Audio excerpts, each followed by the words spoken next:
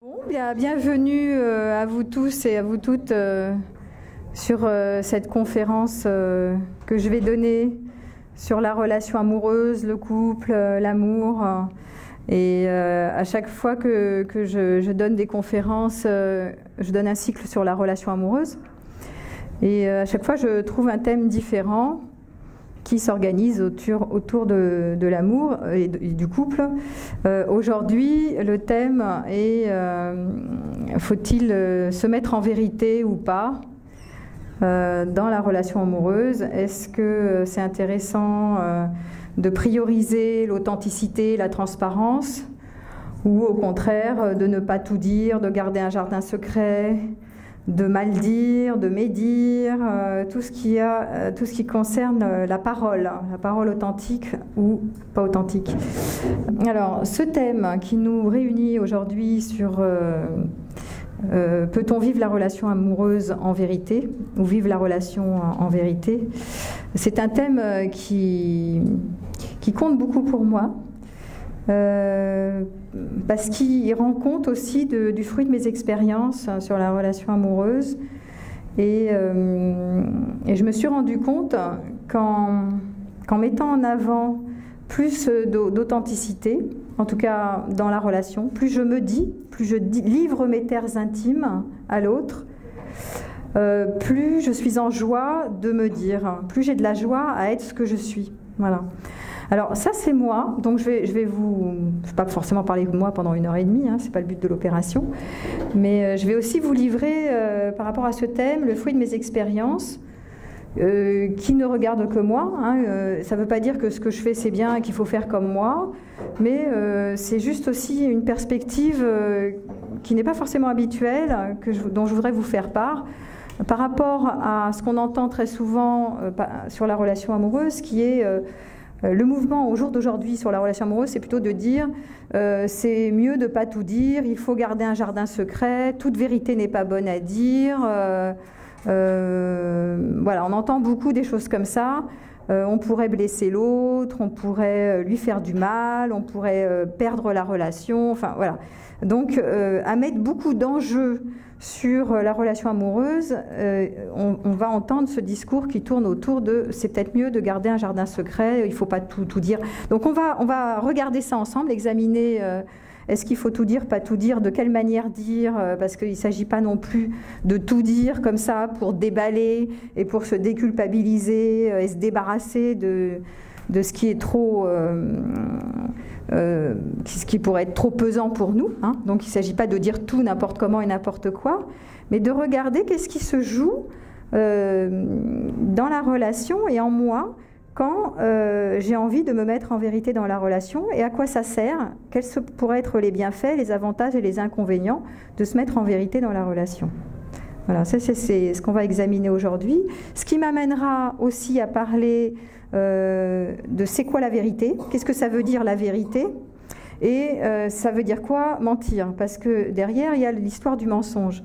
Si je ne me mets pas en vérité, alors il y en a beaucoup qui vont dire mais alors tu mens, et il y a différents types de mensonges, et c'est intéressant d'avoir un petit aperçu sur c'est quoi le mensonge, pourquoi ment-on, c'est quoi la fonction du mensonge, et à quoi ça sert de mentir. Voilà, donc voilà ce que je voudrais regarder avec vous aujourd'hui sur vivre la relation en vérité. Alors, premièrement, ce que je voudrais aborder, c'est ce que j'ai pu constater de mes expériences, c'est que bien souvent, on a chacun en soi, je vais faire A et B, des zones d'ombre, voilà. Alors ça c'est mon partenaire, ça c'est moi. Des zones d'ombre, ce qu'on appelle l'ombre, c'est les défauts que l'on reconnaît en nous-mêmes. C'est les parties qu'on ne veut pas dévoiler, parfois qu'on ne connaît pas nous-mêmes, qu'on méconnaît. Soit on a l'impression que c'est honteux, que si on le dit, on ne va pas être aimé.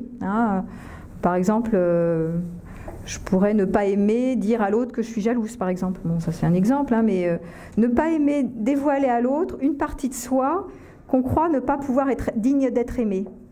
Voilà. Donc on appelle ça l'ombre, parce que c'est gardé caché. C'est la zone aveugle, c'est la zone cachée qu'on ne veut pas dévoiler. L'autre aussi a ses zones d'ombre qu'il ne veut pas dévoiler.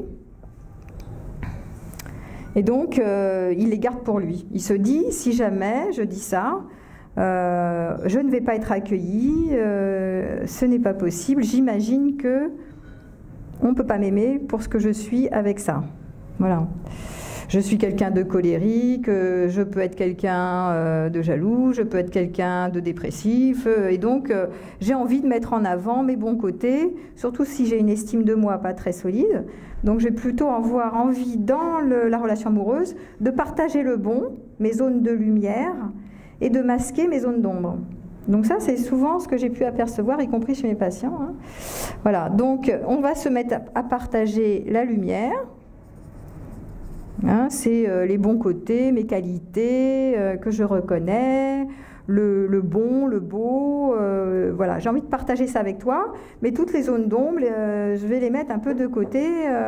Et puis, éventuellement, très souvent, on fait ça les uns les autres, c'est que nos zones d'ombre, on va aller les partager avec une tierce personne, un ami, un confident, un thérapeute, quelqu'un d'autre qui lui aussi a ses zones d'ombre et de lumière, hein, mais avec qui on va partager notre ombre. Voilà, et là de même pareil ici. Mais on ne va pas le partager avec notre partenaire amoureux, surtout si on vit en couple, classico-classique, avec le contrat traditionnel du mariage, où on s'est juré soutien pendant des années, l'éternité. Donc on a plutôt envie de montrer à l'autre une belle facette de nous-mêmes, une belle image de nous-mêmes. Voilà, et donc il y a des choses qui vont rester cachées et qu'on va partager très souvent avec des confidents. Alors, ce que j'ai pu constater par rapport à ça, c'est que plus on tait, plus on se tait en croyant bien faire, et plus il y a des fuites, plus il y a des fuites de nous, de ce que l'on est, à l'extérieur. Et du coup, ça dissout l'intensité du lien, l'intimité du lien. Alors qu'au contraire, si je m'autorise à partager mon ombre avec mon partenaire et que lui, je l'autorise à partager son ombre, à condition que je sois dans l'accueil de son ombre, évidemment, parce que si je ne suis pas dans la bienveillance et dans l'accueil de son ombre, je ne peux pas l'entendre et je vais le rejeter, je ne vais pas le vouloir comme ça, je vais vouloir que le côté lumineux. Et là, vous allez vous apercevoir que plus vous êtes en capacité de livrer votre ombre dans vos terres intimes, et plus le lien se renforce.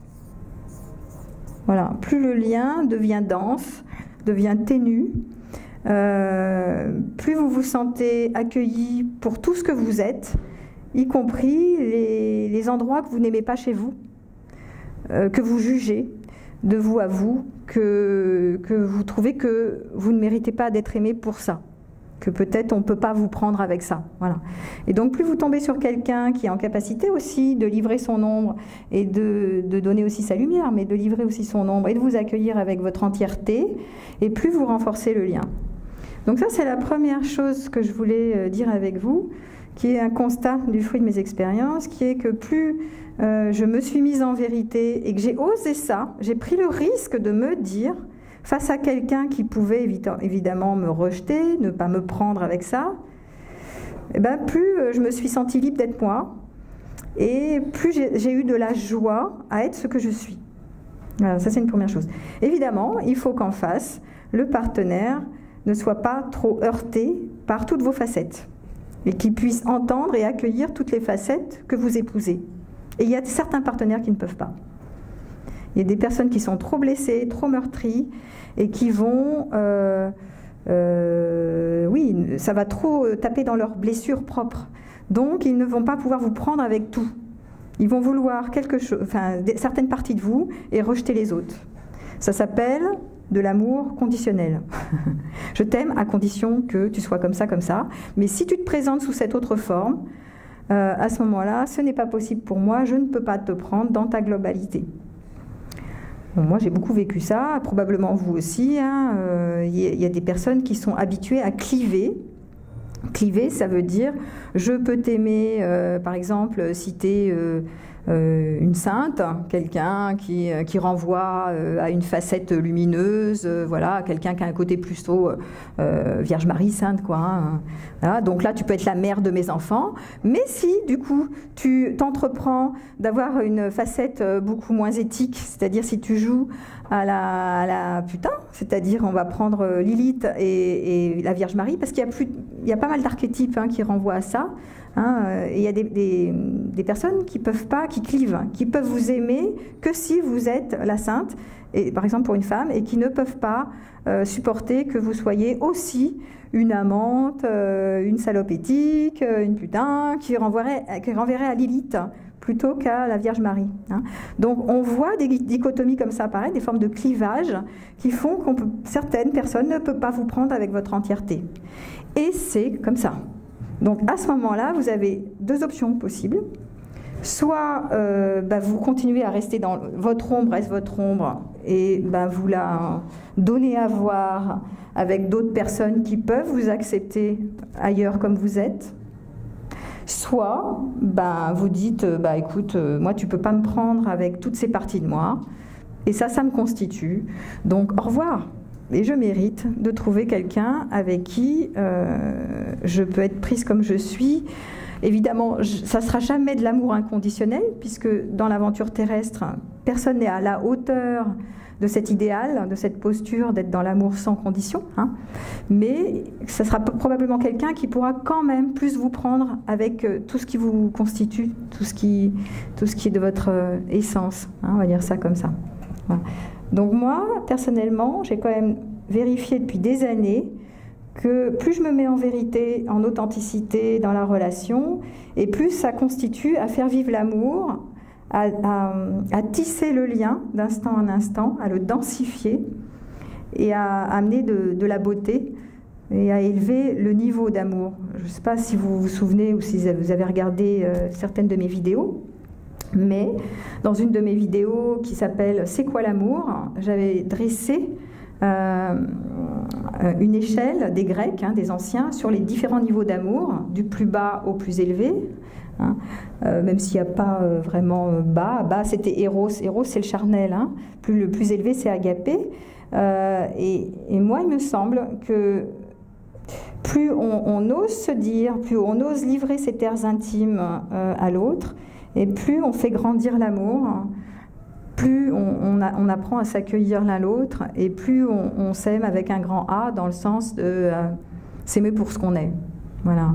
S'aimer de manière plus vers l'inconditionnel, même si ça ne sera jamais parfait, parce que s'aimer inconditionnellement, ça ne peut pas exister vraiment complètement à 300%.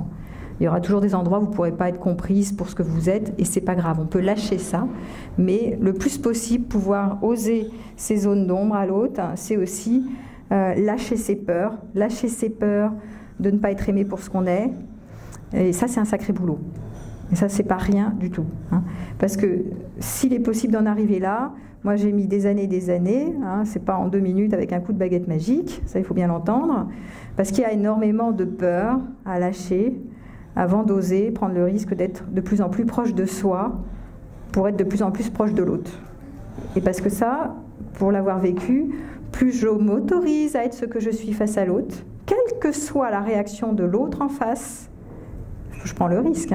C'est-à-dire je prends le risque d'être rejeté, d'être abandonné, d'être quitté, d'être exclu, d'être jugé.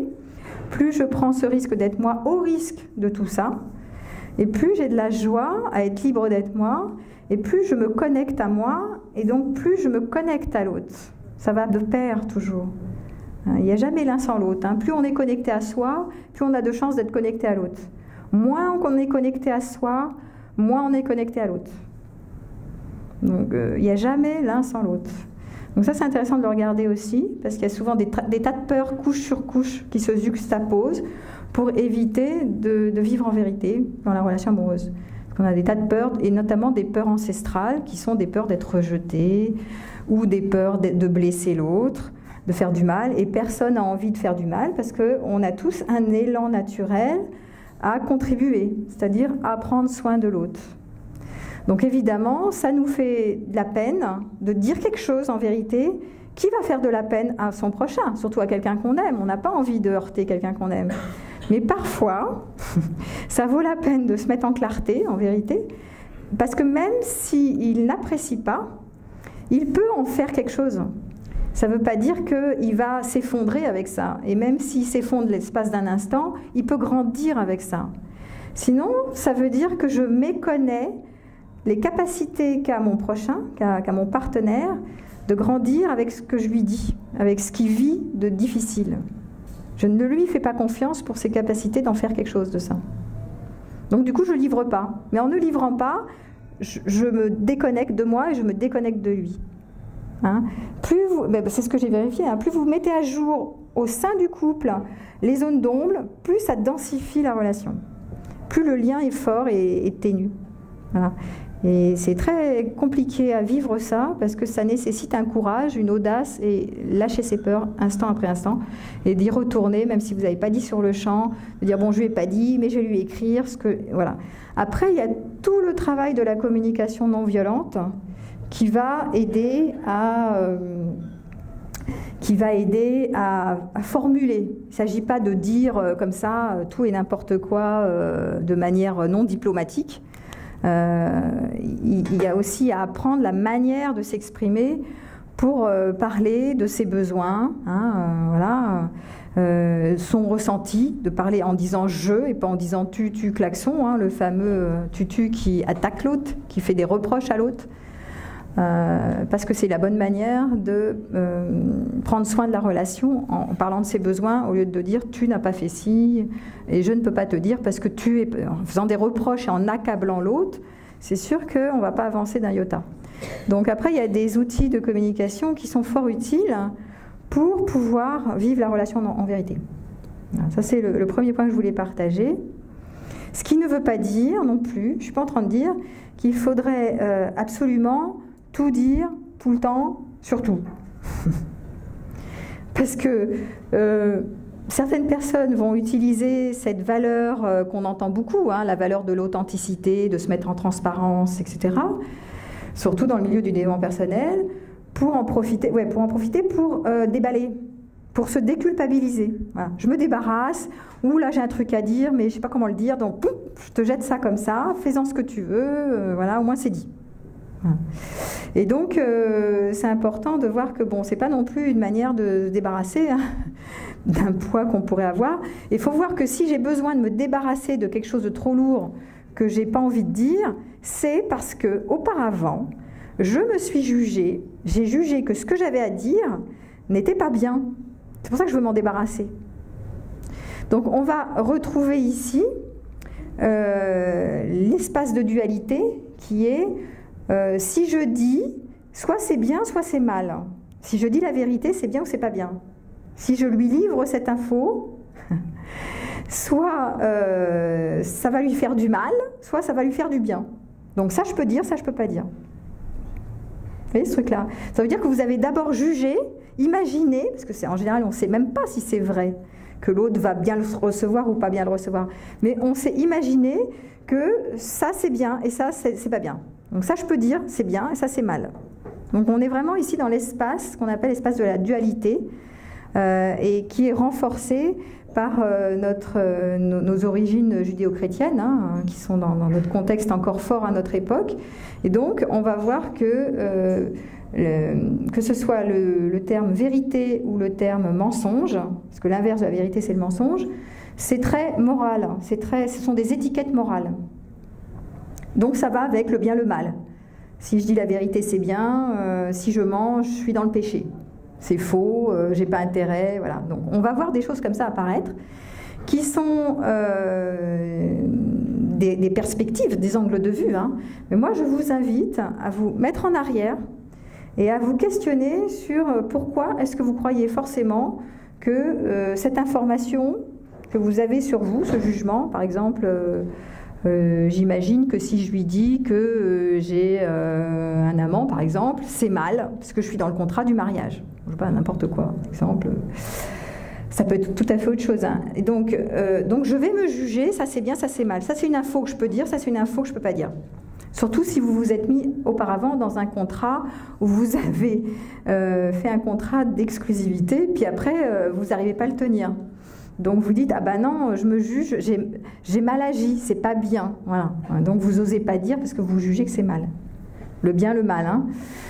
Est-ce que, justement, est-ce qu'on peut sortir de ce contexte-là, prendre un peu de recul et voir qu'en fait, sur un autre angle de vue, il n'y a aucune vérité qui se tient.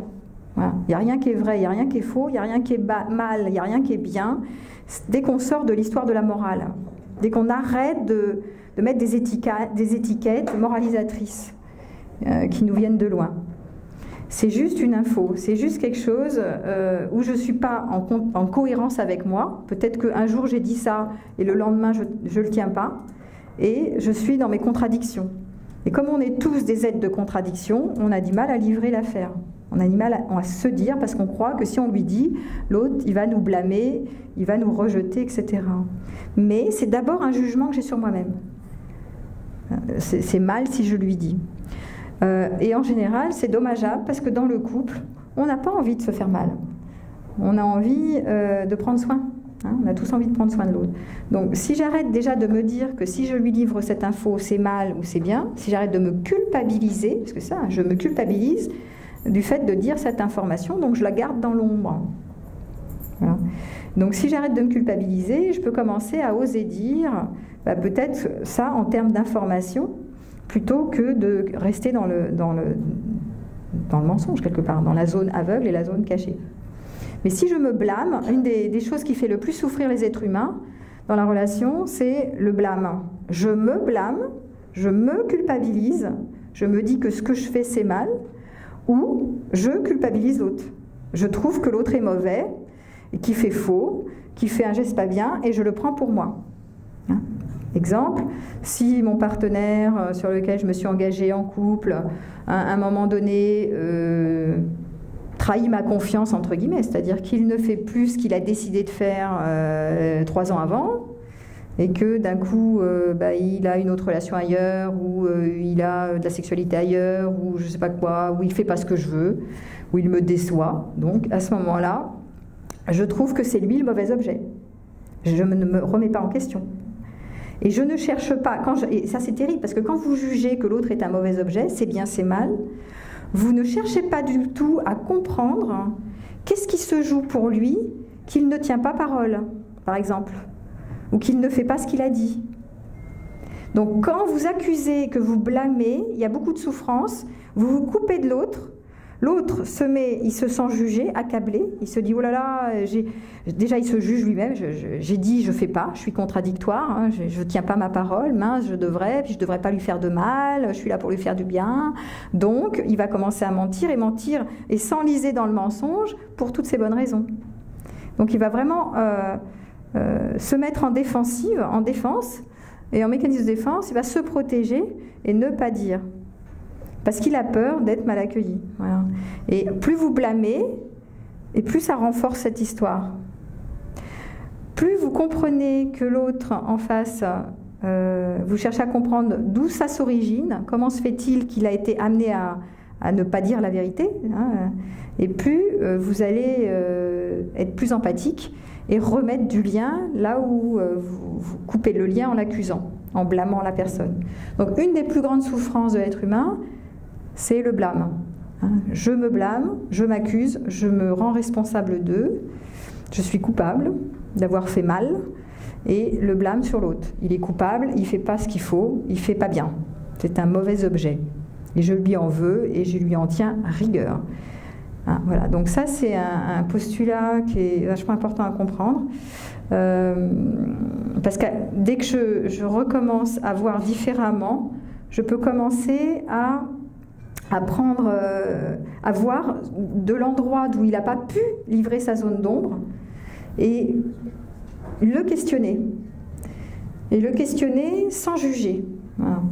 Donc je vais vous refaire un autre schéma pour que vous compreniez la différence entre le jugement, hein, tu es quelqu'un de mauvais, tu es méchant, tu ne devrais pas te comporter ainsi, et le fait de confronter dans l'adulte la personne. Donc, parce que ça voudrait dire qu'il y a des personnes mal intentionnées sur Terre. Hein, ça voudrait dire que votre partenaire amoureux, vous aimez tant, est mal intentionné. C'est un mauvais objet. Voilà. Alors qu'en fait, probablement, si vous allez sonder ces raisons qui fait qu'il ne dit pas la vérité, vous allez voir que ce n'est pas un mauvais objet, c'est qu'il n'est pas en cohérence, ou qu'il a énormément de peur, qu'il n'arrive pas à lâcher, ou il a envie de ne pas vous blesser, qui fait qu'il ne peut pas dire. Voilà. Mais si vous ne cherchez pas à comprendre, vous restez bloqué sur vous, vous le blâmez, et vous fermez le lien, et vous vous coupez de l'autre, et vous coupez de vous. Il ne faut pas oublier une chose, c'est que quand je rejette l'autre, je me rejette. Quand je me ferme à l'autre, je me ferme à moi. Quand je fais du mal à l'autre, je me fais du mal à moi-même. Donc c'est important de le saisir aussi, tout ça, pour voir que quand vous êtes blessé vous-même parce qu'il ne s'est pas tenu en vérité, votre partenaire, donc vous êtes heurté par ça, à ce moment-là, ça peut être pas mal de voir, est-ce que vous êtes en capacité d'être empathique et d'aller chercher les infos, pourquoi il s'est comporté comme ça, et d'essayer de voir, de mieux comprendre, plutôt que d'être bloqué sur « il n'est pas conforme à mes attentes, il n'est pas bienveillant, c'est un mauvais objet, il ne devrait pas ». Donc, je vais utiliser la grille des états du moi qu'on utilise en analyse transactionnelle pour que vous puissiez comprendre ce qui se passe et comment vous pouvez, je vais vous donner des pistes pour parler à votre partenaire quand il ne se tient pas en vérité, pour que ce soit plus facile pour lui de livrer les informations et de l'amener à être vrai. Mais c'est vrai que si vous jugez, vous enfermez. Si vous dites « ce n'est pas normal, il ne devrait pas », il va se mettre en retrait. Il va toujours et encore plus s'enliser dans sa réaction défensive. Il ne livrera pas les infos. Il ne peut pas livrer les infos. Voilà. Donc, si vous êtes ici dans ce qu'on appelle le parent persécuteur, vous allez l'infantiliser. Tu ne dois pas me mentir. Tu ne dois pas te comporter comme ça. Tu as dit que tu allais être exclusif, fidèle, et tu ne l'es pas. Pas bien. Donc, dès que vous êtes dans pas bien, comme ça, eh bien, vous êtes dans votre parent persécuteur, qui est une partie de vous, à ce moment-là, qui s'exprime, et qui jette du blâme et qui jette du froid. L'autre, il se dit « ouh », parce que lui, il doit se dire dans sa tête « mais elle a raison, j'aurais pas dû, c'est mal, le bien, je ne devrais pas, etc. » Et donc là, il va devenir encore plus petit, encore plus dans sa peur et se rétracter. Voilà. Donc ça, c'est pas terrible. Donc ça part du principe que vous le trouvez mal intentionné. C'est contre vous qu'il le fait. Voilà. Alors que si vous partez du principe qu'en fait on n'a pas envie de heurter l'autre, on a envie de prendre soin de l'autre, on a envie de prendre soin de soi, et que parfois on ne sait pas le faire, on est maladroit parce qu'on est emprunt de nos blessures de l'enfance, ce qui fait qu'on arrive à l'âge adulte avec plein de peurs qui vont parasiter la relation. Du coup on ne va pas oser tout dire, on va garder des zones d'ombre, comme je le disais tout à l'heure, parce qu'on a peur de ne pas être accueilli pour ce qu'on est avec ces zones d'ombre. Et quand ça stimule au bon endroit, la personne, elle se rétracte encore plus. Elle a encore plus peur de livrer l'info, d'être comme elle est. Donc si vous dites, j'ai vu, alors là, on va parler avec l'adulte. L'adulte, c'est une partie qui traite les infos, qui analyse, qui objective, mais qui ne juge pas. Et qui va simplement confronter l'autre, d'adulte à adulte, en disant, tiens, j'ai vu ou j'ai constaté que... tu m'avais promis il y a 3 ans d'être en exclusivité, par exemple, sexuelle, et je viens de voir sur un message X que tu ne dis pas la vérité. Je viens de voir que ce que tu dis ne correspond pas à la réalité. Donc, je vois que, et moi je vois, tu me dis ça, et moi je vois autre chose. C'est pas agressif comme message, on n'est pas en train de le juger ici. Est-ce que tu peux me dire ce qui se passe? Parce que j'aimerais bien comprendre pourquoi tu dis ça et tu fais autre chose, quoi. Voilà. Donc là, on cherche à comprendre, on investigue, c'est des questions d'information et d'investigation où on n'est pas sur nos grands chevaux, là, à juger et à dire « oh là là, tu me fais du mal, t'aurais pas dû, c'est pas bien, enfin comment ?» On dit « tiens, c'est curieux, tu dis ça et tu fais ça. » Voilà. Donc, qu'est-ce qui se passe pour toi? Donc ça, c'est de la confrontation adulte à adulte. Et c'est quand même plus facile de pouvoir répondre quand on ne se sent pas jugé ou rejeté tout de suite avec des grands mots. Mais tu me trahis, mais enfin comment? Alors pour pouvoir le faire, ça veut dire que vous ne restez pas scotché dans votre état du moi enfant. L'état du moi enfant, c'est la partie de vous où vous êtes, où il y a les émotions, hein, les blessures. Parce qu'évidemment, si vous êtes trop blessé, si dans votre enfance on vous a trahi tout petit, ben vous allez immédiatement monter sur vos grands chevaux.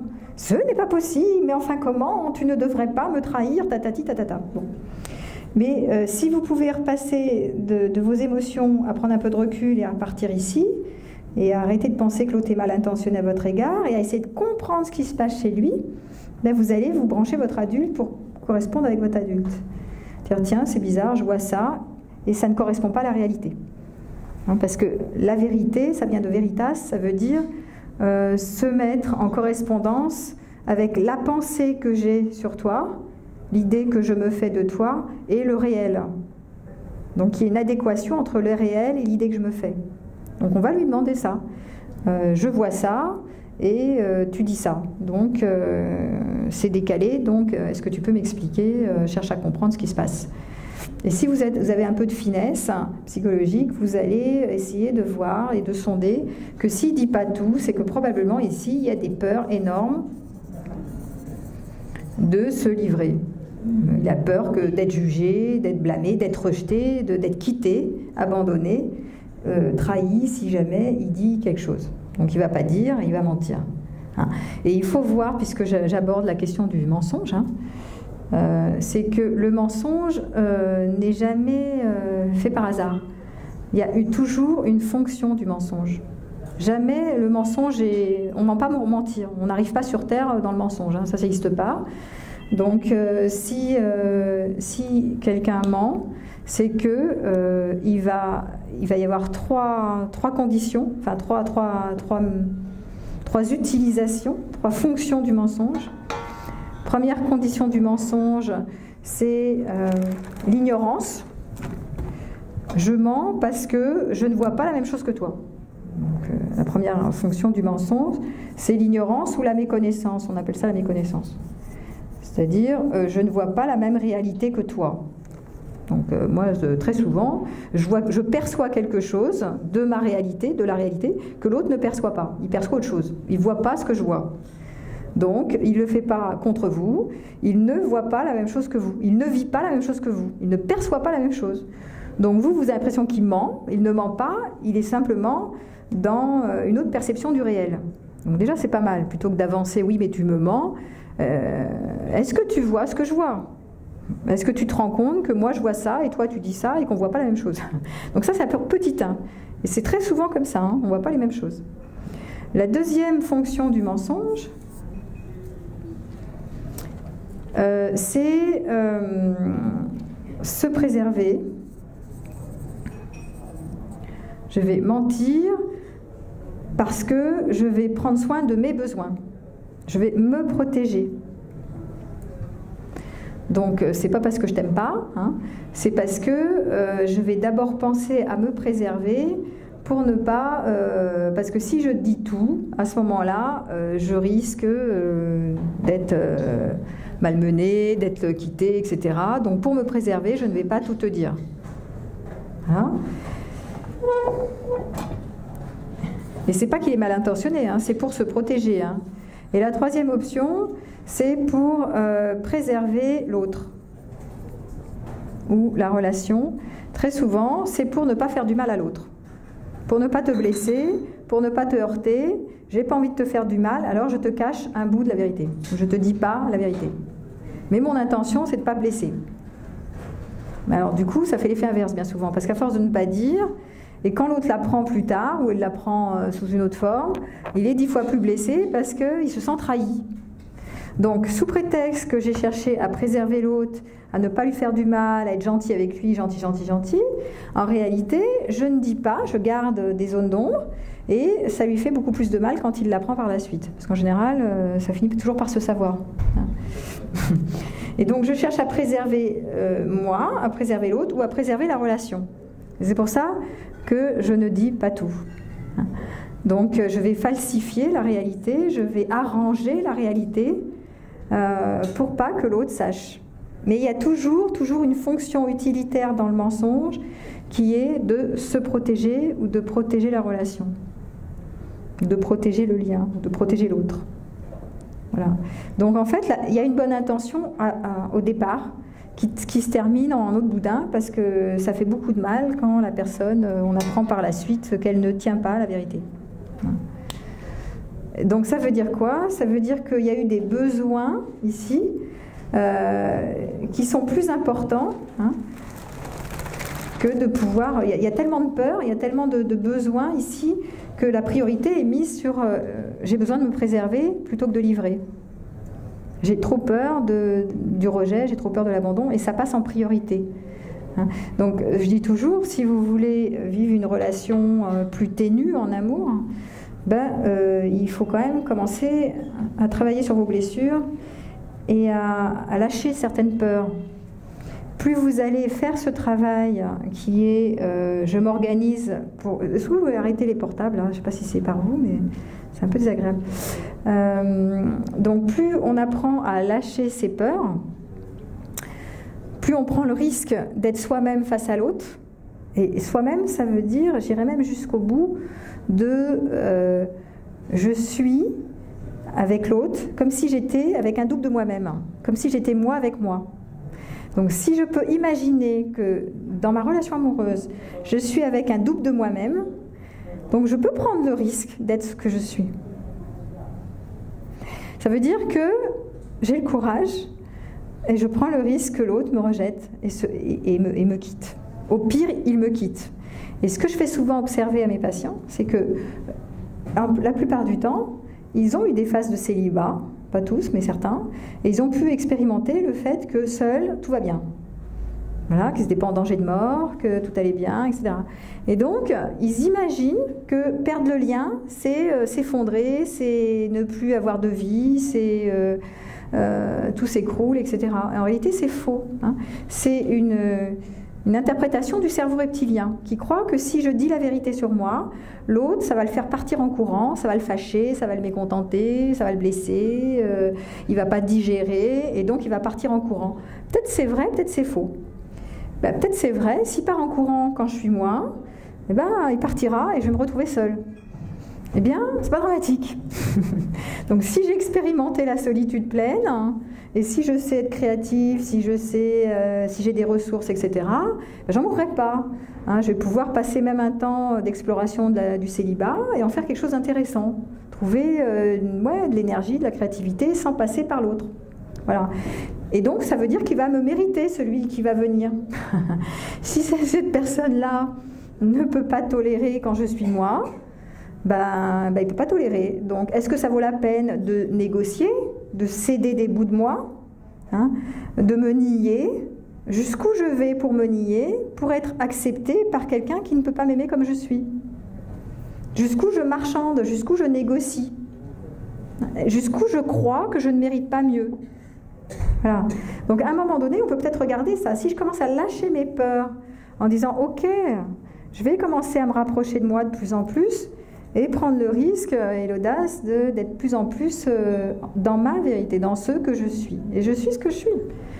Et peut-être ce que je suis aujourd'hui sera différent de ce que je serai demain, parce que ça change tout le temps. Vous savez qu'on fluctue sans arrêt. Un état d'âme, c'est l'état d'âme de l'instant. L'instant d'après, on change d'état d'âme. On peut être en colère contre quelqu'un 5 minutes, et puis 1 heure après, on l'aime, et puis 2 jours après, on le déteste, et puis 3 jours après, on est triste, et puis etc. Ça n'arrête pas de fluctuer. C'est le postulat de l'impermanence. L'impermanence des humeurs, l'impermanence des émotions, l'impermanence des pensées qui bougent tout le temps. Donc, comme tout est impermanent et qu'il n'y a rien qui est stable, à ce moment-là, est-ce que je peux être tranquille et à l'intérieur de moi, me sentir suffisamment enracinée pour autoriser mes peurs? Et que si jamais je trompe sur quelqu'un qui ne peut pas m'accueillir, Ah, c'est pas grave, j'ai une partie stable en moi qui va gérer, qui va être suffisamment tranquille, que c'est ok, je ne vais pas en mourir. Et le problème des peurs, c'est que bien souvent, ce sont des peurs d'un tout petit qui sont très archaïques. Plus vous avez des peurs ici qui font que vous ne dites pas la vérité, plus vous mentez, et que ça, parce que très souvent il y a des personnes qui mentent dans l'instant, elles n'arrivent pas à dire la vérité, elles se disent oh j'aurais dû lui dire quand même, c'est pas grand chose, mais dans l'instant elles n'arrivent pas, c'est plus fort qu'elles, elles peuvent pas s'empêcher de mentir ou de pas dire, et pas dire c'est mentir, hein. Ça s'appelle du mensonge par omission, c'est du mensonge pareil, hein. Mentir, rajouter des choses ou enlever des choses ou ne pas dire, c'est du mensonge pareil, hein. C'est ne pas dire la vérité. Donc je suis pas en train de dire que c'est bien ou c'est mal, hein. Ne pas dire, et quand ça vient tout de suite, c'est que c'est plus fort qu'elle et ça renvoie à des peurs très ancestrales, très archaïques, primaires, qui ont fait qu'à une époque, tout petit, si je disais la vérité, je me faisais gronder, ou je me faisais engueuler, ou j'avais une mauvaise note, ou j'étais rejetée, ou on me disait de me taire, etc. Donc, il y a du danger. Et dans mon cerveau reptilien, c'est un réflexe qui est pris, c'est qu'à partir de maintenant, il y a du danger, donc je ne dirai plus. Si je dis, je me fais taper dessus, je me fais taper sur les doigts. Donc, moi, terminé, silence radio. Et ça vient en automatique comme ça. Donc, vous avez beau parfois avoir envie de dire des infos, quand vous êtes pris là-dedans, votre cerveau reptilien prend le dessus. Et le réflexe, c'est en automatique, je vais me taire. Je ne peux pas tout lui dire, de toute façon, si je lui dis tout, là, là, ça va mal se passer, ça va se terminer en pugilat, mon Dieu, je vais me faire jeter, etc. Donc, en automatique, c'est ça. Et le cerveau reptilien, lui, qui est la première couche de notre cerveau, hein, ce qui nous est commun avec les mammifères, lui, il interprète la réalité en forme de danger de vie ou danger de mort. Donc, pour ce cerveau-là, il n'y a pas de nuance. Il n'y a pas, oui, bah, peut-être je ne vais pas mourir. Lui, il se dit, si je dis la vérité, je vais mourir. Point, c'est tout. Cette association, elle est comme ça, hein. Il n'y a pas plus de nuances. Donc, quand ça arrive, bah, vous êtes pris dans c'est plus fort que moi, je ne peux pas dire la vérité, j'ai trop peur, quoi. Voilà, la peur est là. Mais l'instant T+1, peut-être que vous pouvez commencer à voir que bon, bah, c'est pas très grave, hein, tant pis, vous pouvez commencer à lâcher l'info, quoi. C'est pas dramatique. Est-ce que je peux m'autoriser à dire, même si c'est pas sur l'instant T, qu'en fait j'ai pas dit la vérité, mais que j'aurais bien aimé lui dire que voilà ce que je ressens, ce que je vis, ce que je pense, etc. Prendre le risque de se dire. Parce que du coup, il faut voir que le cerveau reptilien, ça dure pas longtemps ce réflexe. Ça n'a qu'un temps cette peur, hein. Après, vous allez retrouver votre raisonnement. Le raisonnement, c'est dans le néocortex, c'est l'étage au-dessus. Donc quand vous raisonnez avec l'adulte, vous remontez dans l'adulte, et vous pouvez voir que c'est pas si grave de dire, c'est pas dramatique, il va rien vous arriver, au pire il va vous quitter, eh ben il vous quittera, ah, il va pas mourir. Il n'y a pas d'enjeu de vie ou de mort. Alors que pour le cerveau reptilien, il y a un enjeu de vie ou de mort. Pour ça que parfois, ça vaut la peine de comprendre ce mécanisme et de se dire, mais c'est pas si grave que ça si je dis pas la vérité dans l'instant T, parce que à ce moment-là, j'ai pas pu lui dire, j'avais trop peur. Et j'avais peur parce qu'enfant j'étais abandonnée, parce qu'enfant je me faisais hurler dessus ou maltraiter si je disais pas la vérité, etc. Donc j'ai appris à pas dire. Donc j'ai appris à mentir pour me préserver et pour préserver l'autre ou la relation. Donc ça a toujours une fonction, hein, utile, le mensonge, qui est je protège quelque chose quand je ne dis pas tout. Voilà. Ça c'est intéressant de le saisir. Voilà, donc comment petit à petit on peut apprendre à lâcher ses peurs, s'autoriser à se dire, à livrer nos terres intimes pour pouvoir avoir une joie immense, d'être plus proche de soi-même déjà, donc de se sentir libre d'être soi, de se connecter à soi en parlant de son ressenti, de ses besoins, de la merveille de ce qu'on est, quoi, hein. Et il faut pas oublier aussi une chose, c'est que vous vivez ça, vous avez l'impression que l'autre, il est autre, que c'est un autre, un étranger, un autre. En réalité, on est tous faits du même. Donc quand vous avez des peurs, à un moment donné, il faut bien imaginer que l'autre, il en a d'autres, hein. Même si vous blâme, il a aussi ses peurs à d'autres endroits. Il est commun. Lui aussi, il a parfois des peurs et qu'il est enlisé dans ses peurs. Peut-être pas le même jour, la même heure pour les mêmes choses, Mais demain après-demain, il aura aussi des peurs. Parfois, il peut aussi mentir, même s'il affirme qu'il dit toute la vérité, rien que la vérité, etc. Il a des failles. On a tous des failles. Donc, est-ce que vous pouvez commencer à mettre de la compassion sur vous quand vous ne dites pas tout, quand vous mentez, quand vous êtes clivé, alors que vous voulez être dans la vérité? Et est-ce que vous pouvez être plein de compassion et d'empathie aussi pour celui qui n'arrive pas à faire mieux que ça, c'est-à-dire de ne pas livrer la vérité parce qu'il est enlisé dans ses peurs, enfermé dans ses peurs, et que même s'il a une bonne intention d'être en vérité, il n'y arrive pas, il ne peut pas faire mieux que ça. Franchement, ça c'est vraiment quelque chose, je voudrais vraiment insister là-dessus, parce qu'il y a bien souvent une croyance que l'autre est mal intentionné, qu'il est malveillant vis-à-vis de nous, qu'il est contre nous, etc.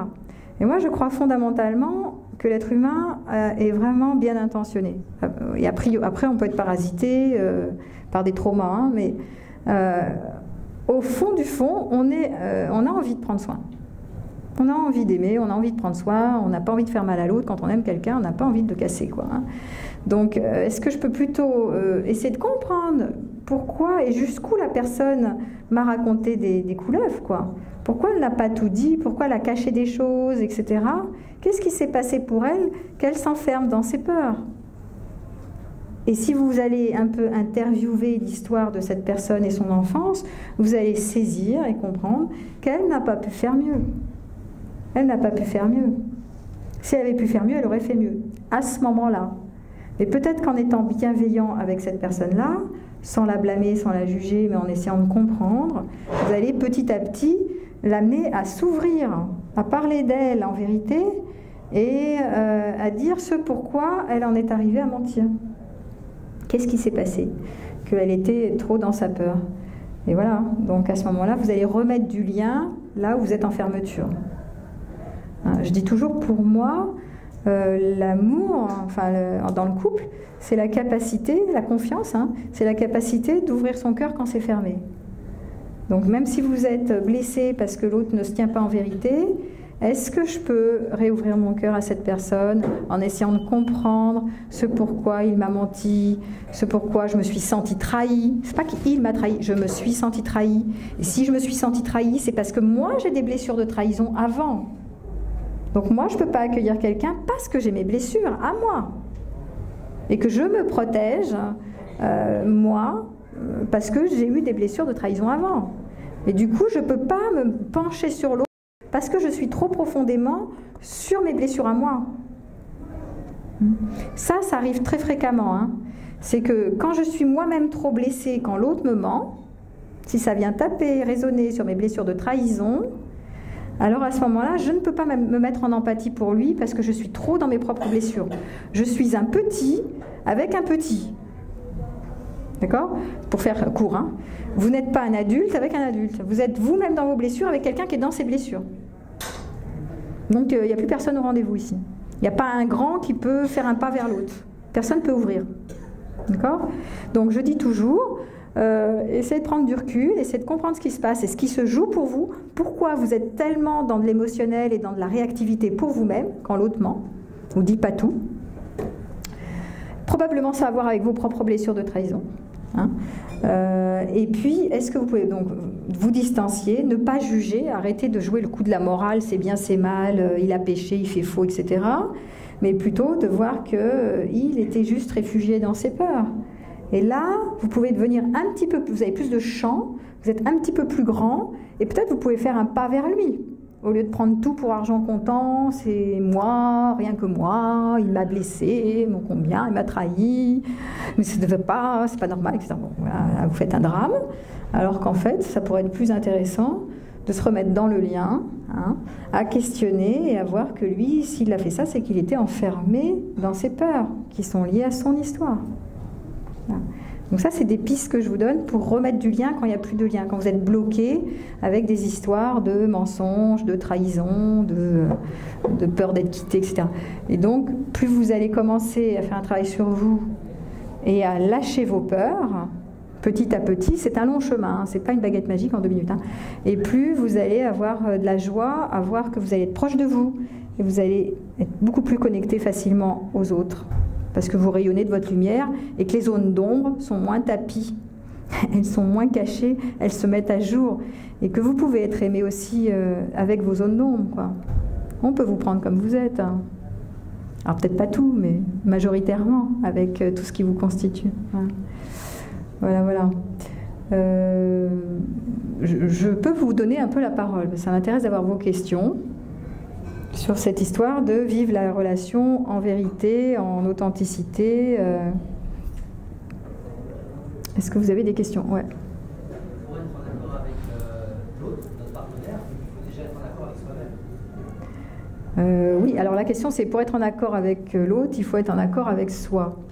Voilà, pour se connaître, pour s'identifier, n'importe quel individu à part entière, pour mieux réceptionner les désirs de notre partenaire. Ouais. C'est plus facile d'être empathique. Oui, c'est peut-être pas mal d'avoir un micro. C'est plus facile d'être empathique avec les autres quand on est empathique avec soi-même, quand on se connaît mieux, qu'on connaît toutes les facettes de nous-mêmes, c'est plus simple, hein, et qu'on a déjà éclairé certaines de nos zones d'ombre, et qu'on est en compassion avec nos propres contradictions internes. Ça, c'est plus facile. Parce que bien souvent, on n'accueille pas nos contradictions entre nous, on n'est pas toujours très cohérent, hein. On est des êtres incohérents, on dit une chose, on fait l'inverse, on pense quelque chose, on ne fait pas ce qu'on veut. Voilà, on est pris par nos conditionnements. Moi je dis toujours, on est possédé par nos conditionnements qui sont plus forts que nous. Et donc on arrive à l'âge adulte avec ça, et on est la plupart pas très cohérents. On voudrait une posture idéale, on voudrait être, je sais pas, par exemple...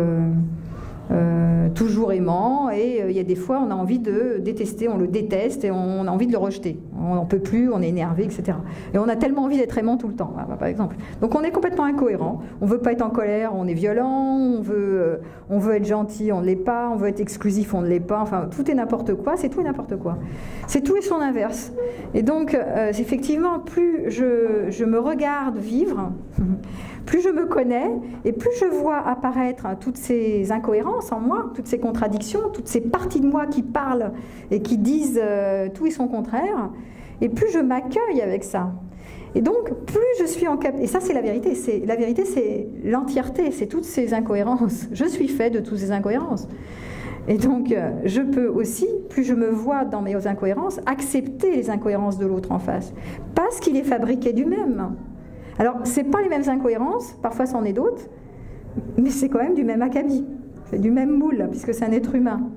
Donc parfois, est-ce qu'on peut accepter que l'autre n'est pas tellement cohérent entre ce qu'il veut, sa posture idéale, et puis sa réalité, ce qu'il est. Mais ce n'est pas forcément mal intentionné, il n'est pas méchant, il fait ce qu'il peut avec ce qu'il est, avec ses contradictions. Voilà. Ça répond un peu à la question ? Bon, ben voilà. C'est sûr qu'avoir fait un travail sur soi, c'est énorme, hein. C'est vraiment... c'est vraiment énorme, parce que la première chose à faire, c'est d'arrêter de blâmer, arrêter de juger que l'autre est mauvais, qu'il nous veut du mal, que voilà, qu'il est méchant, que à cause de lui, je sais pas quoi. Voilà, ça c'est la première chose. Donc si on arrive à se départir un peu de ça, même si on est profondément blessé, hein, on peut voir quel est le besoin qui n'est pas nourri. Quand je suis blessée, quand je suis heurtée par l'autre, quel est le besoin qui n'est pas satisfait? Et à ce moment-là, je peux dire à l'autre, écoute, je vois que quand tu dis ça ou quand tu fais ça, moi, je vois que je me sens en difficulté, ou je me sens blessée, parce que j'ai besoin d'être aimée comme ça, de telle manière, etc. Et je ne veux pas ternir la relation, je ne veux pas couper la relation, mais... Ok, je comprends que tu ne peux pas faire autrement, mais moi je vais prendre soin de mon besoin. Et pour me protéger, je peux même te quitter. Mais je vais prendre soin de mes besoins. Mais là, je ne me ferme pas à l'autre définitivement dans le cœur. Je ne vais pas le jeter à la poubelle. Je ne suis pas en train de le juger définitivement en disant il est mauvais, il est méchant. Voilà. Je peux très bien quitter la relation en étant dans l'empathie, en gardant mon cœur ouvert. C'est complètement différent que de lui en vouloir, et lui en vouloir, et lui en vouloir, en ayant présumé que il a fait ça contre moi, et que c'est injuste, et que tatati, et je me raconte toute une histoire. Voilà. Et moi, je trouve qu'il n'y a pas tellement d'intérêt de conserver, de cultiver des relations comme ça, avec des sentiments d'injustice, des blâmes, des jugements toxiques, et on entretient ça des siècles et des siècles. Bon, je ne vois pas trop l'intérêt. Pour moi, on a plutôt intérêt à ouvrir son cœur qu'à fermer. Est-ce qu'il y a d'autres questions sur vivre la relation en vérité? Parce que c'est pas forcément simple comme chemin. Ouais. En fait, j'aurais voulu savoir à quel moment s'arrête la bienveillance et où commence la naïveté. Parce qu'au bout d'un moment, l'autre va prendre le dessus et nous étouffer de ses peurs, de ses angoisses. Et on va se laisser envahir par l'autre et pas s'arrêter d'être bienveillant, en fait. Ouais. Alors, je ne pense pas que l'autre fasse exprès d'être malveillant. Hein. Parce qu'il y en a beaucoup qui me disent oui, mais s'il me ment, c'est qu'il me manipule, c'est qu'il se moque de moi, tatati tatata. Je ne pense pas qu'il y ait une intention, une malintention, une mauvaise intention derrière. Je pense qu'il est effectivement pris au piège par ses peurs, qui fait qu'il ne dit pas, etc. Bon, c'est ce que j'ai dit tout à l'heure. Maintenant, j'ai dit aussi, moi, j'ai des besoins. Toi, tu as des besoins, moi j'ai mes besoins.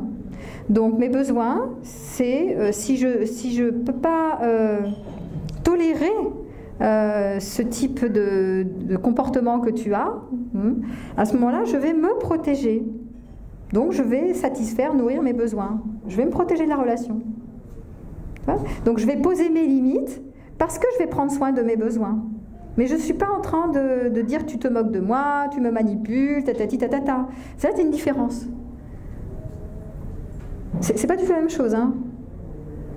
Donc on revient sur soi, on met le zoom sur soi, hein, et on dit ok, je vois que quand tu fais ça, moi ça me convient pas, et je me protège en identifiant mes besoins et en allant satisfaire mes besoins. Mais je ne te blâme pas parce que je comprends que toi tu peux pas faire plus que ça. Et c'est comme ça. Aujourd'hui c'est comme ça. Demain ça sera peut-être différent parce qu'il faut pas oublier que ce qui est vrai aujourd'hui peut être faux demain. Tout change tout le temps. Ça, c'est vraiment un postulat. Si vous arrêtez de vous accrocher à la vérité du moment, c'est-à-dire à ce qui se passe dans l'instant, le nuage peut passer. Si tu crois dur comme fer que ce qui est vrai aujourd'hui va l'être demain, tu lâches pas. Tu t'agrippes. Et donc, tu es en colère contre lui parce qu'il a fait ça, que tu as fait ça et qu'il y a une réaction, une escalade émotionnelle aussi très souvent. Et donc, tu veux t'agripper et comme une prise, t'alimentes. Oui, mais tu m'as dit ça, et tu m'as fait ça, et tu m'as dit ça, et tu aurais dû dire ça, et tatata. Et là, tu t'agrippes au nuage. Et là, tu l'entretiens, tu le cultives. Alors que des fois, le nuage, il passe. C'est vécu, c'est vécu. Est-ce que tu laisses circuler le nuage ou est-ce que tu t'agrippes en l'entretenant sans arrêt et en le remettant demain, après-demain, après-demain? Ça, ce que je dis, c'est énorme par rapport à la capacité de préserver, de se pérenniser dans le lien.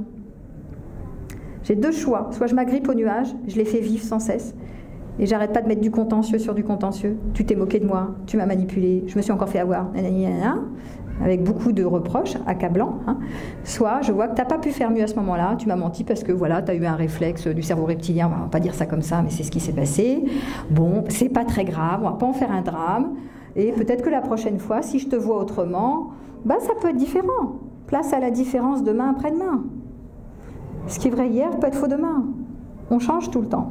Donc, est-ce que je laisse la possibilité à l'autre d'être différent et d'évoluer, ou est-ce que je l'enferme dans mon jugement et que je m'agrippe à mon nuage et que mon nuage prend tout le ciel? Tu vois? Et ça, c'est drôlement important. C'est juste une clé qui est énorme. Moi, pour le vivre dans ma relation, dans mes relations, c'est juste énorme. C'est une compétence.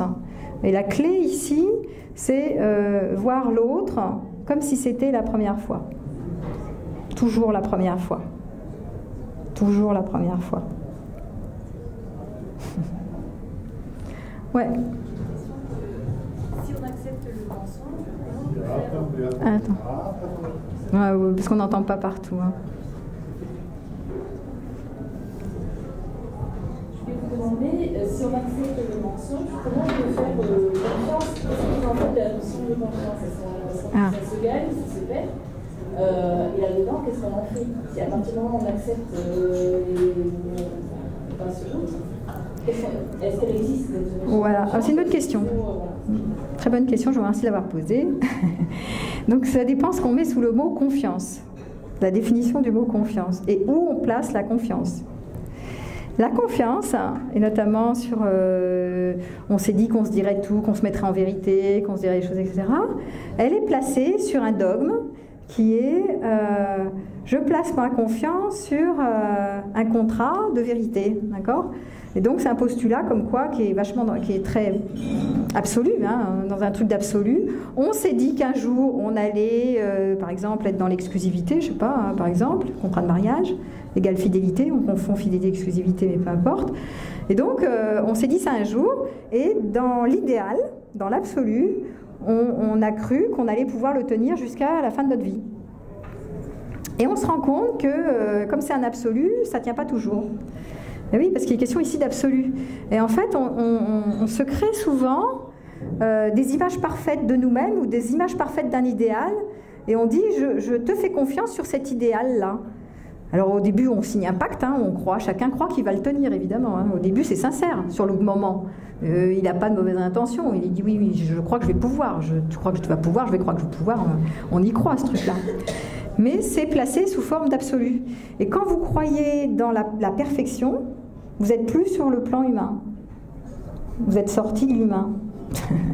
Vous êtes sur le plan divin. Ah bah oui, l'absolu n'existe que sur le plan divin, c'est-à-dire avant ou après votre naissance, ou alors dans certains moments mystiques.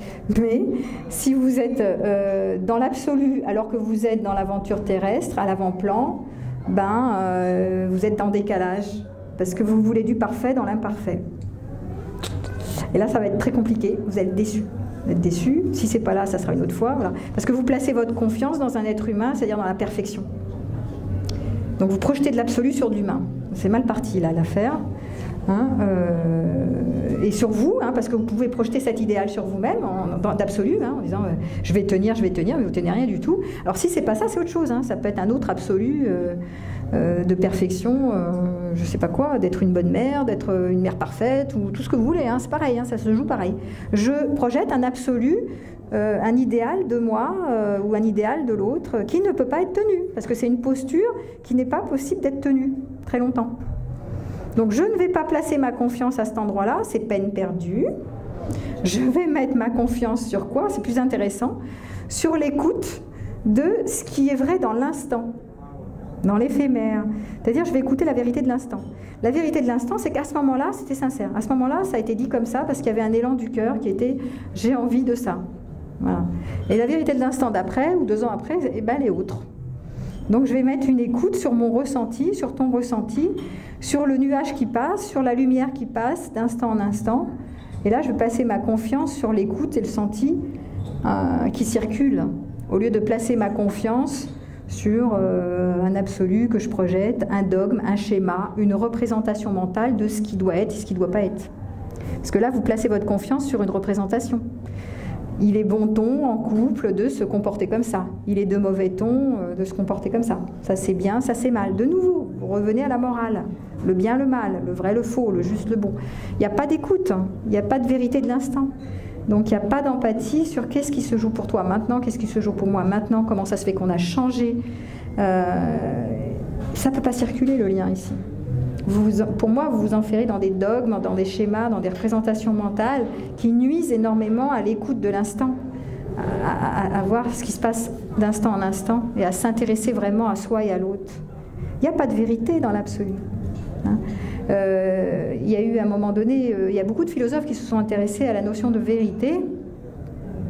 Même la vérité scientifique n'existe pas, puisqu'elle change d'époque en époque. La vérité scientifique du siècle dernier n'est pas la même que celle d'aujourd'hui et ne sera jamais la même. Il n'y a que des hypothèses. Alors bon, vous le savez pertinemment ça. Donc dans l'absolu, il n'y a aucune vérité qui se tient. Il n'y a aucun argument qui est vrai ou qui soit faux. Ce ne sont que des croyances qui sont contextualisées par une époque et qui sont des affirmations normées que la plupart du groupe auquel vous appartenez sont convaincus que c'est vrai. Hein. Et dès que vous sortez de la norme, dès que vous sortez de cette conviction, vous êtes rejeté souvent par le clan, dans cette époque-là. Mais si vous vivez en Afrique, par exemple, ou dans Papouasie, ou je ne sais pas où, dans une autre tribu, avec un autre contexte et d'autres mœurs et d'autres dogmes, d'autres croyances, vous ne penserez pas du tout comme ici en France, en Europe. Et ce qui sera vrai ici sera faux là-bas, etc., etc. C'est sans fin l'histoire. Donc en fait, dans l'absolu, il n'y a pas de vérité. Il n'y a que des croyances contextualisées qui permettent de donner du sens à l'existence. Si je crois, je suis rassurée que j'existe. On ne peut pas ne pas croire à quelque chose. Sinon, c'est complètement angoissant d'être sur Terre. Vous vous rendez compte de l'histoire. Je ne crois à rien. Quel sens ça a d'être ici sur Terre? Qu'est-ce que je fais là, hein? Donc, c'est quoi le plan de l'existence? Donc, croire en quelque chose, avoir une foi, avoir une croyance, une conviction, ça maintient et ça rassure sur le besoin de cohérence de l'existence. Mais ce n'est qu'une croyance. Et dans la croyance, il n'y a aucune vérité. Il n'y a que dans l'absolu qu'il y a de la vérité sur l'absolu. Mais sinon, c'est pareil. Il n'y a rien qui est parfait, il n'y a rien qui est vrai, il n'y a rien qui est faux. Sinon, on rentre dans le monde de la dualité. Il y a des choses qui sont vraies, il y a des choses qui sont fausses. Voilà. Et, évidemment, on ne peut pas ne pas croire en quelque chose.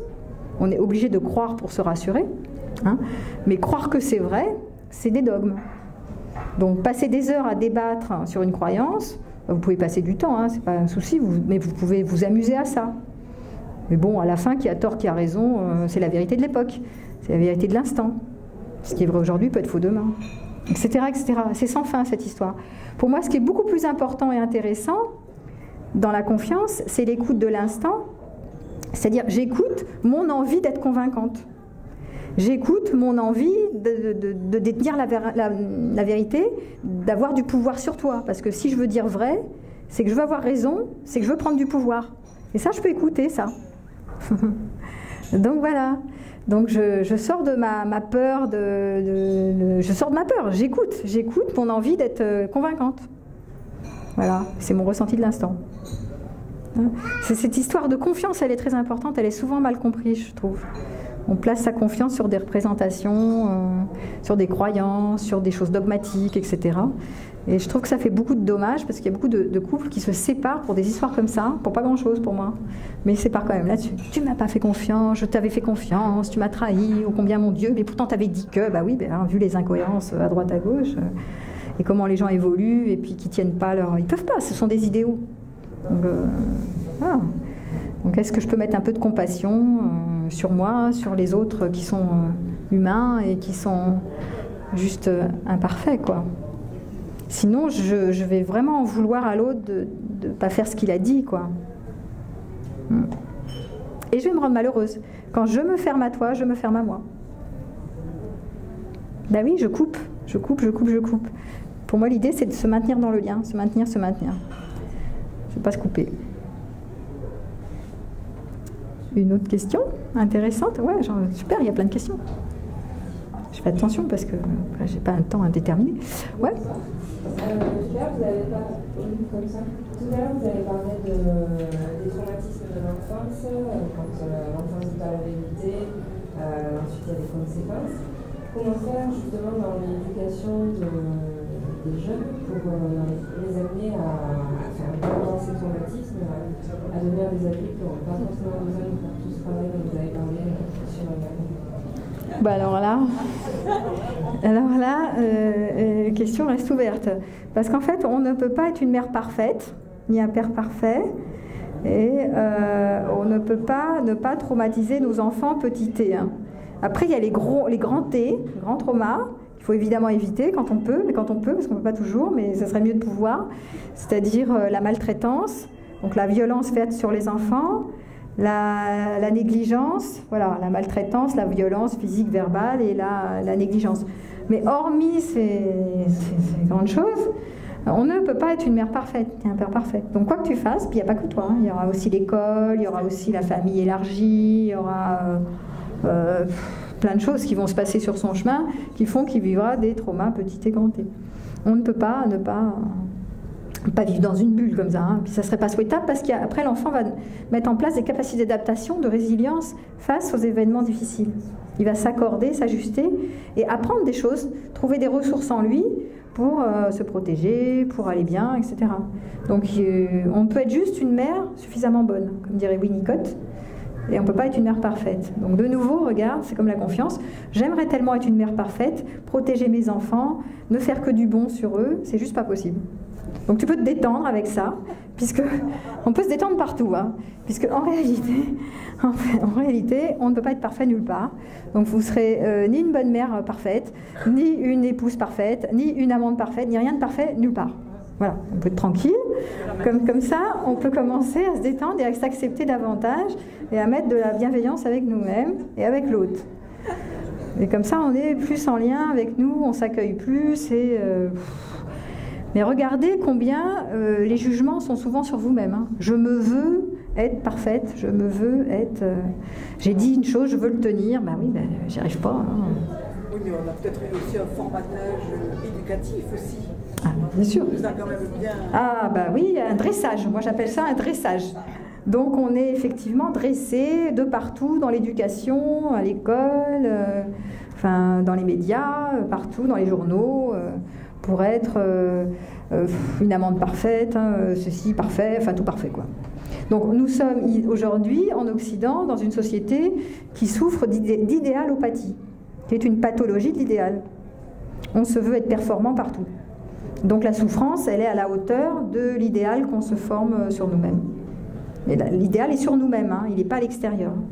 Avant, à une certaine époque, l'idéal était sur une vie chaste, une vie pleine de vertus. Hein, pour les religieux de l'époque, hein, ils avaient la foi, ils se disaient « je vais avoir le paradis, si et seulement si », enfin plus tard, après ma mort, « si et seulement si je mène une vie vertueuse ». Donc, je vais mener une hygiène de vie, tatati, tatata, voilà. Bon. Alors, ça, c'était un idéal. Mais l'idéal était placé à l'extérieur. Maintenant, l'idéal est sur soi. D'où, bah oui, je me veux être parfaite partout, performant, voilà, je veux mener un couple parfait, ça ne tient pas. Ça ne tient pas. Il y a sans arrêt des imperfections. Vous allez être sans arrêt déçus par le réel, parce qu'on est bourré, on est empreint d'imperfections et d'incohérences tout le temps. Et tout fluctue sans arrêt. Mais oui, mais parce que c'est juste normal. C'est ça la vie. La vie circule dans l'imperfection. Donc, est-ce que je peux être en accord avec la vie qui propose, qui est faite de ça, plutôt que de lutter contre et de vouloir de la perfection là où c'est pas possible? Alors là, je me débat contre moi-même, hein, contre quelque chose qui ne sera jamais possible. Donc c'est mal parti, je me fais du mal. Il y a beaucoup de violence là-dessus. Hein. Je suis assez sérieuse avec ça parce que je vois beaucoup de pathologies dépressives issues de cette idéalopathie. De problèmes d'estime de soi, de séparation, là on est sur la relation amoureuse, hein, de séparation dans le couple, etc. Parce qu'on tient cet idéal, on veut une posture idéale. On s'était juré fidélité, soutien, je vois que là tu ne me soutiens pas, là je vois que tu n'es pas fidèle, là je vois que ceci, je vois que ça. Bah oui, on s'était juré, juste juré, à un moment, à un instant T, on y croyait à notre idéal, dur comme fer. Mais tout bouge tout le temps. Donc est-ce que je peux mieux cerner pourquoi ça bouge, qu'est-ce qui fait que, etc. Et là, on se détend un peu et on est moins violent avec soi et avec l'autre, quoi. Ouais. Je vais compléter ma question par rapport à la vérité et les enfants. Enfin, comment amener les enfants à ne pas avoir peur de dire la vérité? Oui, la seule chose, c'est que quand ils disent la vérité et qu'il est accueilli pour ce qu'il dit, que tu crois que c'est vrai et que tu ne l'engueules pas, que tu ne le grondes pas, que tu ne le mets pas au placard, choses comme ça, abominable, à ce moment-là, l'enfant n'a aucune raison de mentir. On n'a aucune raison de mentir quand on est accueilli. Si on sent qu'en face, la réaction de l'adulte, il est fâché, il est mécontent, il va le gronder, etc., l'enfant décide de plus dire. Il a vite compris que c'est pas OK. Il n'est pas OK, il est mauvais quand il dit. Donc c'est jamais l'adulte qui est mauvais. Hein. Pour un enfant, l'adulte est toujours adéquat. C'est toujours lui qui est inadéquat. Il ne peut pas élaborer que l'adulte est mauvais. S'il se fait gronder quand il ne dit pas la vérité, s'il se fait gronder s'il dit la vérité, c'est fini. Hein. Lui, il dit c'est lui qui est mauvais. Donc prochaine fois, il ne dit plus. Voilà. Le micro. le fait de préparer un enfant dans un cercle familial où on va lui inculquer une certaine vérité, puis à l'extérieur, il va se trouver confronté à des éléments extérieurs qui ne sont pas identiques. Je ne sais pas si ça sera la meilleure manière de le préparer au reste de la vie à confronter le mensonge ou tout le reste. Parce que là par contre, il risque d'avoir un décalage. Voilà. Ce qui est important, ouais, c'est il n'y a pas de vérité nulle part. Il y a des opinions de l'époque. Normées, hein. Il y a des opinions qui circulent, comme quoi ça c'est bien, ça c'est pas bien, là il faut pas.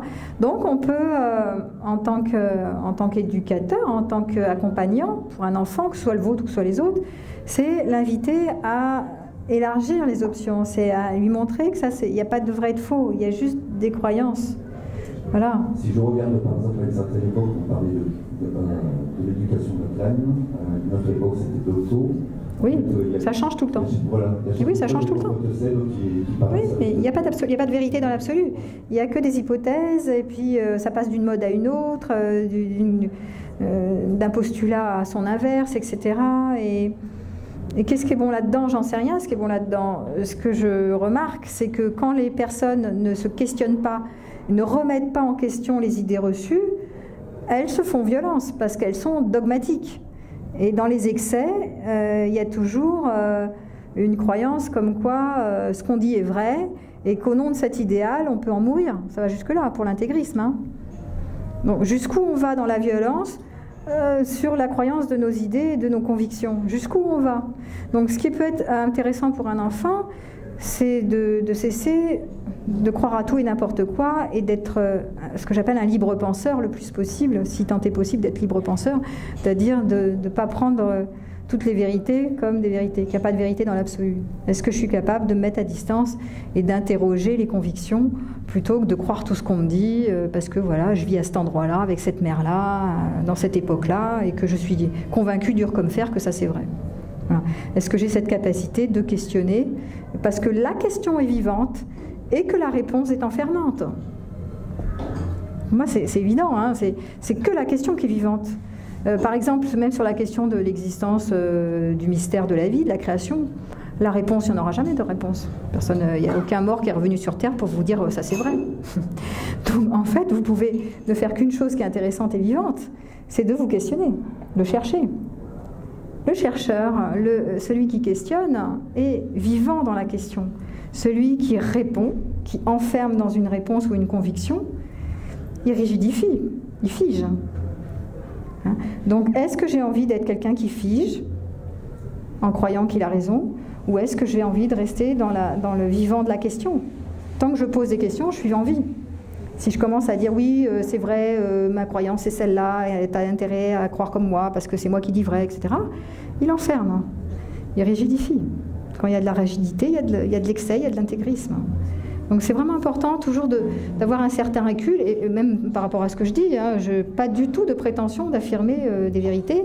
Je crois que je l'ai dit précédemment dans une vidéo où je disais que pour moi je suis complètement adogmatique, il n'y a pas de vérité. Même si moi j'ai fait des expériences, par exemple sur vivre la relation en vérité, et qui me tient à cœur parce que pour moi, j'ai pu vérifier, mais pour moi, que plus je me mettais en vérité dans la relation, plus ça augmentait l'amour avec un grand A, mais c'est mon chemin. Si ça se trouve, vous allez vérifier l'inverse. Je ne prétends pas avoir la vérité. Je vous fais part de mes expériences. Elles valent ce qu'elles valent. Hein, mais j'ai pas de... Si vous me dites, bah non, moi, au contraire, j'ai trouvé qu'en disant pas beaucoup, c'était ce qu'il y avait de mieux sur Terre, bah tant mieux pour vous. Il n'y a pas de souci. Si vous êtes heureux avec ça et que ça vous épanouit, très bien. Moi, j'ai vraiment vérifié autre chose pour moi. Donc pour moi, c'est vrai que plus je me mets en vérité, plus je suis dans le rayonnement et la joie d'être libre d'être moi. Et du coup, je me rends compte que j'ai des clins d'œil de la vie, comme par hasard, et que je rencontre des hommes qui peuvent m'aimer comme je suis. Alors que tant que j'avais des peurs sur le fait que je ne pouvais pas être aimée comme je suis, parce qu'en plus j'ai un profil particulier, étant donné que j'ai plutôt tendance à être dans les amours pluriels et à être non exclusive, et avoir plusieurs relations à la fois, je me disais pendant longtemps, mais il n'y a aucun homme qui va m'aimer comme ça. Parce qu'en plus, il me le disait. Il me disait, mais toi, on ne peut pas te prendre, tu vas rester toute seule. On ne peut pas te prendre comme t'es, c'est impossible, c'est juste impossible. On ne peut pas t'aimer comme ça. Moi, je me suis dit, il doit avoir raison, hein, personne ne va m'aimer comme ça. Et quand j'ai lâché ces peurs, j'ai fini par rencontrer des hommes qui sont exactement comme moi. Donc, j'ai pu vérifier ça, mais ça, c'est moi. vous pouvez vivre autre chose.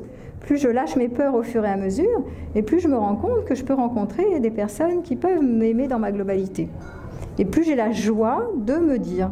Mais ça, c'est mon expérience, et je ne prétends pas détenir une vérité quelconque là-dessus. C'est juste le plaisir de partager avec vous, et éventuellement voir comment vous partagez, qu'est-ce que vous vivez, et quelles sont vos expériences à vous. Voilà. C'est surtout ça qui m'intéresse. Est-ce qu'il y a une autre question, ou parce que je crois que dans 5 minutes on ferme. Une question sur le temps de la vérité. Vous disiez qu'on n'est pas obligé à un moment donné, c'est pas, on ne peut pas dire tout de suite dans l'instant et tout ça. Est-ce qu'il y a quand même une limite? Parce que 3 mois après, ça n'a plus d'intérêt, quoi. Enfin, ça n'a plus le même. Voilà, je vais reformuler la question. Est-ce que ça vaut la peine de, même quand on n'arrive pas à dire la vérité dans l'instant, de la reprendre, de remettre de l'éclairage à T+1, plus 1, plus 1, plus 1. Vous dire, tiens, il y a ça qui s'est oui. Passé, voilà. Alors, oui, ça peut être 1 an après. D'ailleurs, j'ai un exemple d'une de mes patientes hier qui me disait 2 ans après, il lui a dit pourquoi il s'était fermé, qu'il avait menti, etc. Ouais. Mais je sais pas, moi, c'est à vous d'évaluer. Moi, je trouve que c'est toujours intéressant d'avoir les informations en clair, même si c'est longtemps après.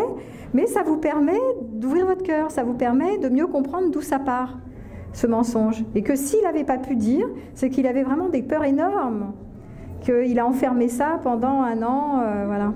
Mais s'il cumule comme ça x peurs... ça veut dire qu'il est envahi par les peurs. Et que pour aller travailler, pour relationner avec quelqu'un qui a beaucoup de peur, ça veut dire mettre beaucoup de bienveillance et d'investiguer beaucoup avec votre adulte. Tiens, je vois que tu dis ça et que tu fais ça. Qu'est-ce qui se passe pour toi? Tiens, je vois que là, tu as probablement peur de me dire que... et j'en fais pas un drame. Oui, c'est pas grave, tu as menti, bon, c'est pas grave, bon, c'est parce que tu pouvais pas. Bon, c'est plutôt rigolo. Donc si je le prends légèrement, si je fais pas un drame, il va dire la prochaine fois, parce qu'il se sent accueilli. Maintenant, si tu en fais un drame, la prochaine fois, il s'est fermé, il se referme, il se referme, il se referme. Donc, est-ce que je peux mettre de la légèreté au lieu de faire des drames tout le temps, sur tout et n'importe quoi, parce que je dis, il ne me fait pas confiance. Ça veut dire qu'ici, tu n'es pas trop blessé. Si toi-même, tu es trop blessé, tu ne peux pas, t'en fais un drame. Ah. C'est peut-être simplement ses peurs à lui qui l'empêchent de parler. Ah, mais en général, c'est pas, s'il ne parle pas, c'est s'il a des peurs. Il y a toujours le mensonge, il y a toujours une fonction de protection. Pour toi, pour pas te faire mal, pour blesser, etc. Mais si la personne ment, c'est qu'elle a peur de te blesser, d'être quitté, d'être rejeté, etc. Sinon, il n'y a pas de mensonge, ça n'existe pas le mensonge. Sinon. Si je suis accueillie comme je suis, je dis ce qui se passe dans ma tête, instant après instant. Voilà. Et une dernière question, peut-être, il y avait quelqu'un, oui. Si tu peux lui passer le micro. Alors, c'est pas le sujet de ce soir, mais vous avez dit tout à l'heure que l'exclusivité et la fidélité, c'est deux choses différentes et qu'on confond. Ah oui, c'est un autre thème, ça.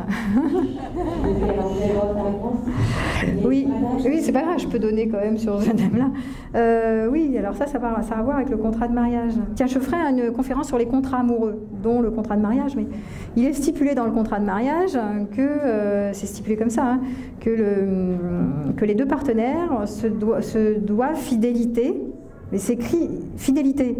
Alors fidélité égale quoi? En fait, en dessous, entre parenthèses, en fait la demande c'est exclusivité. Mais ils n'ont pas mis exclusivité, ils ont écrit fidélité. Donc voilà, bon, c'est fait à une époque où ça arrangeait tout le monde d'écrire ça comme ça. En réalité, et c'est pour ça que c'est confondu, les gens confondent engagement, fidélité, exclusivité. Alors, et en fait, la plupart du temps, il y a la plupart des partenaires, la plupart des relations amoureuses de couple d'ailleurs, n'arrivent pas à se tenir dans cet idéal. Il y en a qui arrivent, mais avec beaucoup de peine, en se mettant pas mal de barrières, etc. Et il y en a beaucoup qui n'y arrivent pas. Donc au bout de quelques années, ou même peu de temps, ils vont tromper en sous-marin, ce que j'appelle. Voilà. Et ils disent que comme ça, ils protègent la relation, ils disent qu'ils sont fidèles dans la relation, enfin fidèles. La fidélité, pour moi, ça a plus à voir avec l'engagement, et l'engagement, ça a plus à voir avec être en capacité de densifier la relation, de se maintenir dans le lien. Et l'ingrédient de la vérité, je vais quand même retomber sur mes pattes, l'ingrédient de se mettre en authenticité va beaucoup aider à maintenir le lien. Parce que je peux t'accueillir comme tu es et je peux m'accueillir comme je suis. Et donc ici va se nouer ce qu'on appelle l'ingrédient de l'intimité. Ici, si je peux être dans l'intimité, c'est-à-dire je peux être dans bas les masques, et toi tu peux être dans bas les masques, et on prend soin l'un de l'autre, à ce moment-là, il y aura beaucoup de joie à être ensemble. Il y aura de l'intimité. Mais si je suis avec toi, que je ne peux pas dire grand-chose, que je cache mes zones d'ombre et toi aussi, à ce moment-là, on va partager quoi ensemble, hein? On va partager du superficiel. On va partager papa, maman, les enfants, on va dire des trucs, etc. Mais on ne dit pas l'intime, on ne dit pas ce qu'on ressent au plus profond, parce qu'on a peur. Donc la relation n'est pas dense, elle n'est pas tenue. Pour moi, la fidélité est plus dans cet endroit-là, de la consistance du lien, et comment je fais vivre le lien en dépassant les crises et les obstacles, plutôt que dans l'exclusivité sexuelle. Parce que l'exclusivité sexuelle, tu peux faire l'amour avec quelqu'un comme quand tu manges un gâteau à la boulangerie. Hein. Je veux dire, ça ne change pas grand-chose des fois. Parfois, tu mets beaucoup de toi, mais parfois, tu ne mets pas grand-chose. Et tu n'as pas forcément envie de vivre avec quelqu'un avec qui tu as une aventure sexuelle. Ce n'est pas une obligation, tu n'as pas envie de construire forcément ta vie avec quelqu'un juste parce que tu as une histoire avec. Donc très souvent, il y a quelque chose qui est confondu avec l'engagement, l'exclusivité et la fidélité, parce que dans le contrat du mariage, ils avaient omis tout ça, et c'était fait exprès, parce que ça les arrangeait d'être dans la période où, enfin c'était une époque où il fallait rester dans la chasteté via l'Église, etc. Il faut voir que ça vient de l'Église, hein, le contrat de mariage aussi. C'est en lien avec l'époque. Hein. C'est pas un hasard, quoi. Hein. C'était beaucoup pour contrôler les personnes que ça existe. Hein. On contrôle l'économie, on contrôle la famille, on contrôle la sexualité. Voilà. Donc c'est pour ça que ça a été confondu à l'époque, fidélité, exclusivité. Est-ce que ça répond? Voilà, bon, bah, très bien. Ok, bah, voilà, donc c'est parfait puisque ça s'arrête. Donc voilà, merci à vous.